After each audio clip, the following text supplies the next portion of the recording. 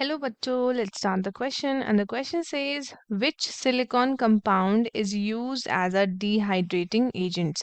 आपको बताना है कौन सा सिलिकॉन का कंपाउंड है जिसको यूज करते हैं as a dehydrating agent.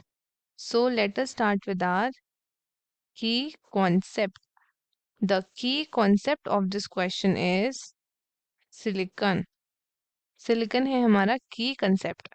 That is Si and इसका जो एटॉमिक नंबर है that is 14 and atomic mass की अगर हम बात करें तो दैट इज 28.0855 ग्राम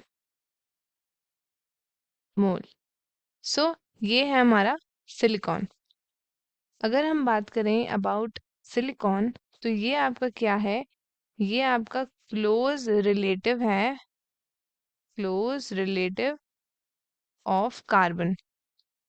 कार्बन का ये क्लोज रिलेटिव है इन द पीरियोडिक टेबल. इसका एटॉमिक नंबर कितना है, 14 है एंड सिंबल हमने देख लिया है SI है.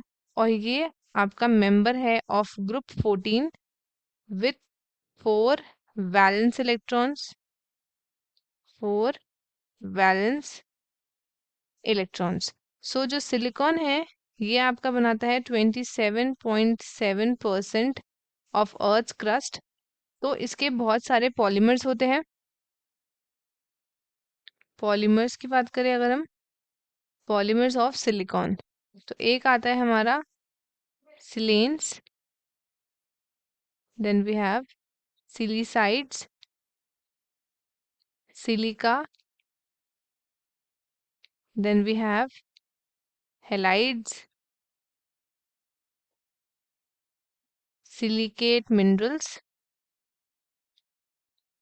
Silicate minerals, then we have silicic acids. तो ये सारे आपके पॉलीमर्स हो गए. सो हमसे क्वेश्चन में क्या पूछा है, हमसे पूछा है which silicon compound is used as a dehydrating agent. तो हमारा आंसर क्या होगा, our answer would be silica gel. इसका केमिकल फॉर्मूला क्या है, इट इज SiO2. SiO2 ये हमारा केमिकल फॉर्मूला है जिसको हम क्या बोलते हैं, it is known as silicon dioxide.